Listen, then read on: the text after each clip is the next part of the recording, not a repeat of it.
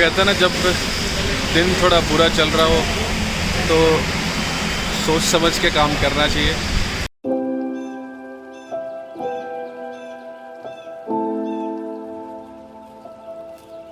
Good morning everyone. आज है 10 जुलाई और सुबह के 3:34 हो चुके हैं। आज हमारी राइड का पहला दिन है। हमारा प्लान था 4:30 या 5 बजे के आसपास निकलने का। आधे घंटे पहले मैं उठ गया, मतलब नींद आ नहीं रही थी। क्रॉस चेक कर लेते हैं कि कुछ छूटा तो नहीं, प्रिपरेशंस जो मैंने करी थी, और आप लोगों को भी दिखाता हूँ कि मैं क्या क्या लेके जा रहा हूँ।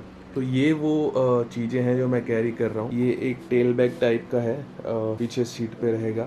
ये 2 सैडल बैग हैं रोड गोट्स के, जो मैं अपनी बाइक पे माउंट कर लूँगा। वो राइनॉक्स का टैंक बैग है जिसमें मेरा कैमरा और बाकी बैटरीज, एक्सेसरीज, वॉलेट वगैरह रहेंगे। ये मेरा लैपटॉप बैग है, इसमें सिर्फ लैपटॉप रहेगा। और एक जो हाइड्रेशन पैक मैं लेके आया हूँ, वो हाइड्रेशन पैक मैं इसमें कहीं अरेंज कर लूँगा।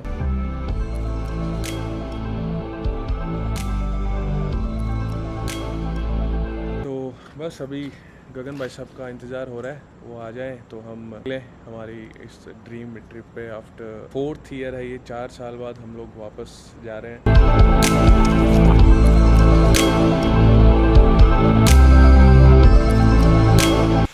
ये पसीने में पूरी हालत देख रहे हो मेरी आप लोग। ये सिर्फ एक आदमी की वजह से हुई है, उसका नाम है गगन चौधरी।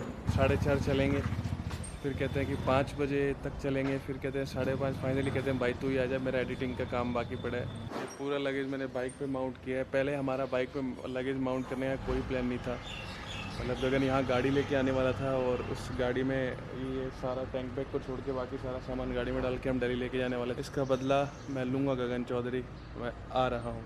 Welcome back everyone. आधे पौने घंटे की मशक्कत के बाद और घर पूरा माउंट वगैरह सब करने के बाद मैं अभी निकल चुका हूँ। हालांकि मुझे उस इंसान पे बहुत गुस्सा आ रहा है, मन कर रहा है मैं जाके उसको धोऊं, लेकिन क्या करूँ, भाई अपना प्यार भी बहुत करते हैं मुझसे। एटलीस्ट मुझे घर की चाय पीने को मिलेगी, नहीं तो कम से कम गाँव तक हमें घर की चाय नसीब नहीं होती, हमें थड़ी पे कहीं चाय पीनी पड़ती। और उस महाशय की वजह से मैं देखो चप्पल्स में जा रहा हूँ, क्योंकि मेरे शूज और टेंट वगैरह सब वही है। मुझे मतलब वो लेट हुआ उस चीज़ का उतना दुख नहीं है, क्योंकि हम दोनों साथ जा रहे हैं तो कैसे न कैसे मैनेज कर ही लेते हैं हम। मुझे ये देखना है कि वो क्या एक्सक्यूज देता है कि भाई मैं लेट क्यों हुआ। सर मैं बताता हूँ, रुको। काम पे जाते हो भी गियर्स वगैरह पहनते हो भाई तेरी वजह से ना जूते सुबह उठ के देखा मैंने, कहा जूते तो यहीं रह गए, ये आएगा कैसे। मतलब इतने मन मार के मैंने माउंट किया ना ये सामान। पूरी रात दिमाग में ये चल रहा था, गाड़ी आएगी अंदर रखूंगा, टैंक बैग लगाऊंगा, निकल जाऊंगा। नहीं तू एक्सक्यूज तो बता। क्या एक्सक्यूज है आज? क्या है भाई नहीं ये तो सबको पता चलना चाहिए तेरा लेट लतीफ़ का। सबको पता ही है। मैंने बोला 7 दिन में 7 वीडियो आएगी, 3 दिन 3 आई, उसके बाद अभी तक वीडियो नहीं आई। इस चक्कर में बैठा हूँ अभी। क्या कहते भाई शार्प 4:30 निकलना है अपने को। जो लोग सुबह 5 बजे जाने वाले थे वो अब 5 घंटे बाद सुबह 10 बजे जा रहे हैं। और उसका रीज़न है सिर्फ एक शख्स जो अभी मुंह दिखाने लायक नहीं है। ऐसे ही मास्क में दिखता नहीं है। तो एक रीज़न और था हमारे थोड़ा लेट होने का, वो है रोशी जी। रोशी जी रो रही हैं कि हमें नहीं लेके जा रहे साथ में। बट जब हम खाली बैग लेके खड़ी है। हाँ, ये देखो बैग भी पे इसने साथ में ले रखा है कि मैं जाऊंगी। जल्दी में कपड़े भी नहीं डाले।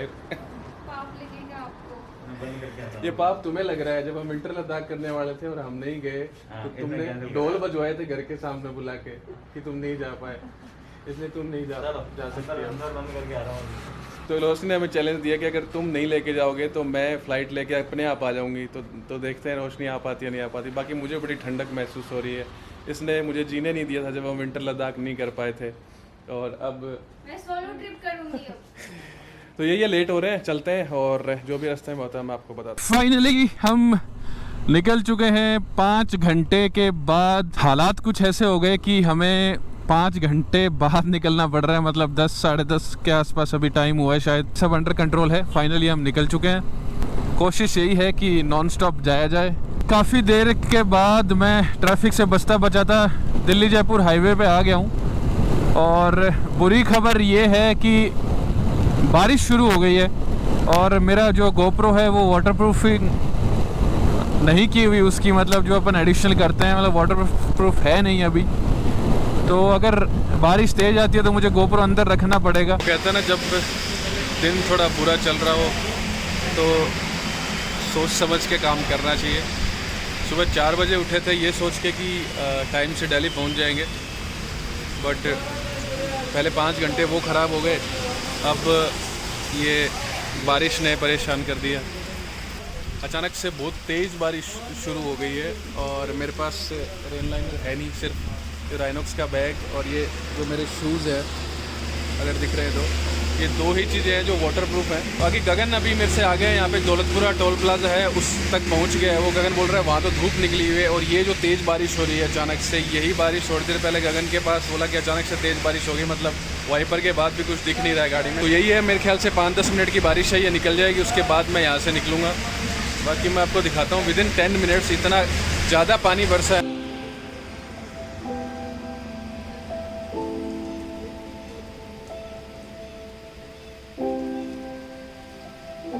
घंटा बर्बाद करने के बाद सूरज देवता प्रकट हो गए हैं और बारिश रुक गई है। मैंने यहाँ पे स्टे लिया था इसके टेंट के, नहीं तेज़ बारिश हो रही थी, तो अभी निकलते हैं। जय बजरंग बली। बारिश अभी भी आ रही है, मतलब ऐसा नहीं है कि बारिश रुक गई है।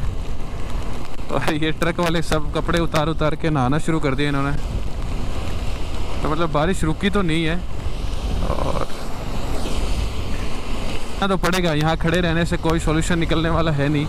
अचानक से एक ऐसा लग रहा है किसी ने एक लाइन खींच रखी थी, उस लाइन के पीछे पीछे बारिश हो रही थी। इस साइड एक भी बूंद नहीं थी, यहाँ से 500 मीटर पीछे अचानक से बारिश बंद हो गई, धूप निकल गई तेज़।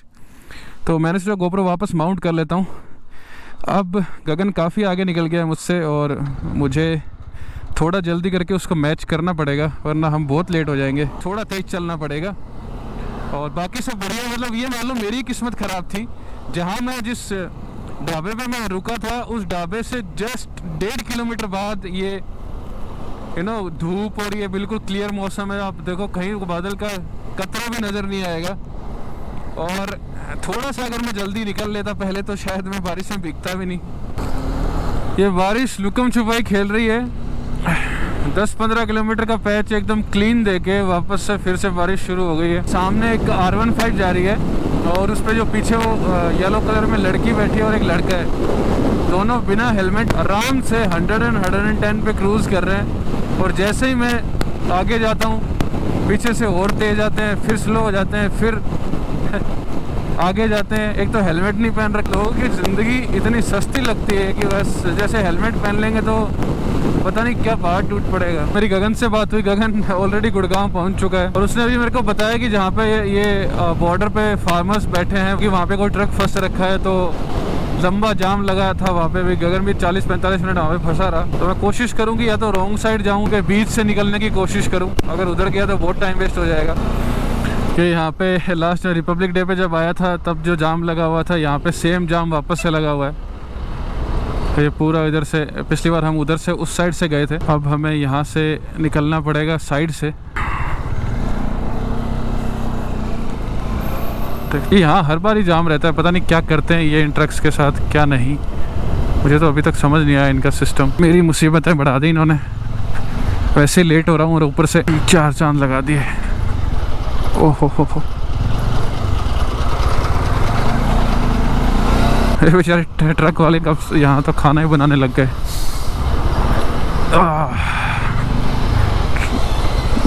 भाई स्टोव के साथ खाना बना रहे हैं। काहे की कैंपिंग, असली कैंपिंग तो ये करते हैं।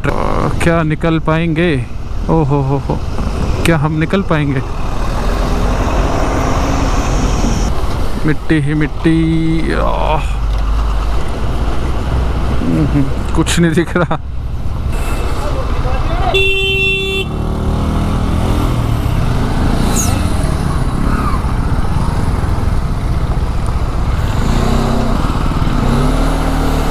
तो ये वो प्रोटेस्ट साइट है, ये ऊपर बंद कर रखा है इन्होंने। जो यहाँ से डाइवर्जन है, गगन यहाँ पे फंस गया था इसमें।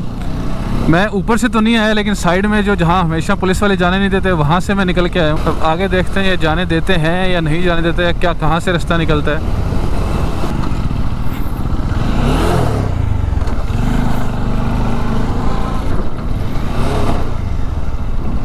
प्रोटेस्ट साइट के बराबर से पास से होता हुआ मेन रोड पे वापस कनेक्ट कर चुका हूँ। अब थोड़ा गैप कवर करते हैं, ऑलरेडी काफ़ी लेट हो चुका हूँ मैं। अभी गुड़गांव जस्ट 40 किलोमीटर दूर था और ये एक जाम और लग गया। पिछले 10 मिनट से मैं जाम में फंसा हुआ हूँ। बताओ, सिर्फ इन बेवकूफ़ों की वजह से, क्योंकि एक या दो बेवकूफ़ ने यहाँ से यू टर्न या इधर जाने की कोशिश की होगी और उसके बाद एक के पीछे एक और यही तो लंबा जाम लग गया। बताओ, 5 घंटे शेड्यूल से लेट चलने के बाद, घंटों बारिश में फंसने के बाद, कम से कम 2-3 किलोमीटर लंबे जाम में फंसने के बाद फाइनली 4:10 पे मैं और गगन दिल्ली पहुंच चुके हैं। बड़ा टफ़ रहा ये जयपुर टू दिल्ली आज। अब वक्त है उस बाइक से आपको रूबरू करवाने का जिसके बारे में मैं आपको कल से बोल रहा था कि हमें एक दूसरी बाइक दिल्ली से पिक करनी है। 500X, this is the Honda 500X। जो यार यहाँ पे रेस्ट करके पानी वानी पी के हम निकलेंगे टुवार्ड्स चंडीगढ़ और आज का स्टे हमारा शायद चंडीगढ़ में होगा। अभी यहाँ से सामान गाड़ी में पड़ा है, सैडल वगैरह सब लोड करके और उसके बाद हम यहाँ से निकलेंगे। तो मैं आपको मिलता हूँ सीधा गोप्रो पे।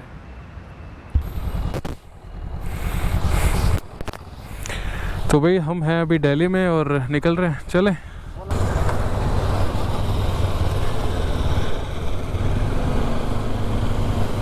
तो चलिए चलते हैं और देखते हैं कि क्या नज़ारे इस ट्रिप में मैं आपको दिखा पाता हूँ और मैं खुद देख पाता हूँ। गर्मी तो है ही, प्लस ये दिल्ली का ट्रैफिक, गुड़गांव का ट्रैफिक मतलब ये गर्मी को और बढ़ा देता है।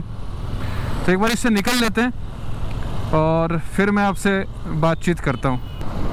बाकी मेरा जो सपना था एक फुल्ली लोडेड बाइक लद्दाख लेकर जाने का, वो सपना आज पूरा होने के लिए शुरू हो चुका है। उस टाइम भी गया था तब इतना लगेज था नहीं मेरे पास, और जो मेरा लगेज था वो रवि ने कैरी कर रखा था क्योंकि उसके पास लद्दाख कैरियर लगा था। मेरे को वो मिला नहीं था क्योंकि मैंने बठिंडा से अपनी बाइक पिक करी थी। पहली बार लद्दाख जाने का सपना देखा था तो थंडरबर्ड वगैरह ये उस टाइम बहुत चलती थी।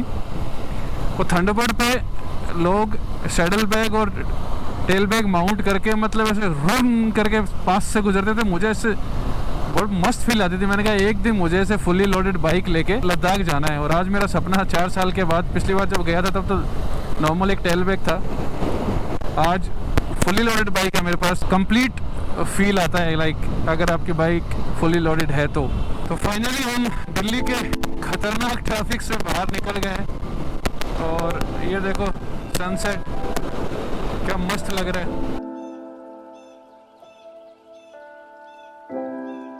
तो अब कुछ पेट पूजा कर लेते हैं।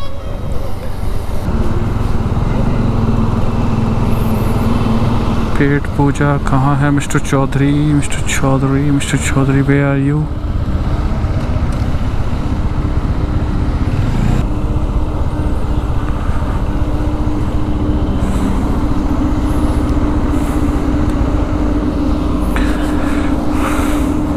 तो हम अभी थे मन्नत होटल या ढाबा या जो भी कहें आप। हम मोस्ट प्रोबेबली यहीं रुकते हैं। हमने दाल रोटी खाई यहाँ पे। दाल रोटी का क्या दिखाता, मतलब चाहते तो सिनेमैटिक वगैरह ले सकता था, बट अब कल लद्दाखी फूड दिखाएंगे आप लोगों को। अभी हमने डिसाइड ये किया है कि हम 3 घंटे रपटाएंगे और 3 घंटे रपटाने के बाद जहाँ तक पहुँच गए फिर सोचेंगे आगे चंडीगढ़ के लिए निकलना है या नहीं।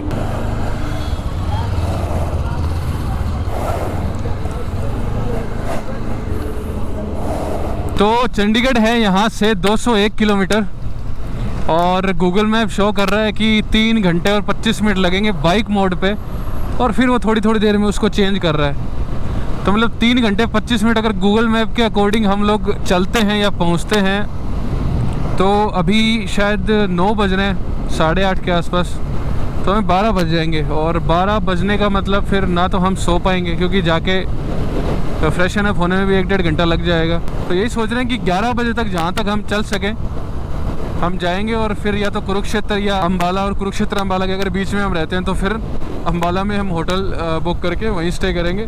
और कल सुबह हमने एक लैब में बात करी है चंडीगढ़ के लिए जब हमारा कोविड टेस्ट होगा। पहले हमने यही सोचा था कि हम दिल्ली करवा लेते हैं, आगे के हमारे प्लान ले जाने से पहले 1-2 दिन के कुछ और हैं तो वो कोविड रिपोर्ट एक्सपायर हो जाएगी, फिर हमें लेह में जाने के लिए फिर से दोबारा कश्मीर में रिपोर्ट करवानी पड़ेगी। तो दैट्स वाई हमने यही डिसाइड किया कि चंडीगढ़ में करवाते हैं और निकल जाते हैं। और 4 से 6 घंटे में वो बोल रहा था कि रिपोर्ट आ जाएगी, उसके बाद 4-6 घंटे में अच्छा खासा डिस्टेंस कवर कर लेंगे तो वो टाइमिंग उस हिसाब से थोड़ा मैनेज हो जाएगी 96 आवर्स।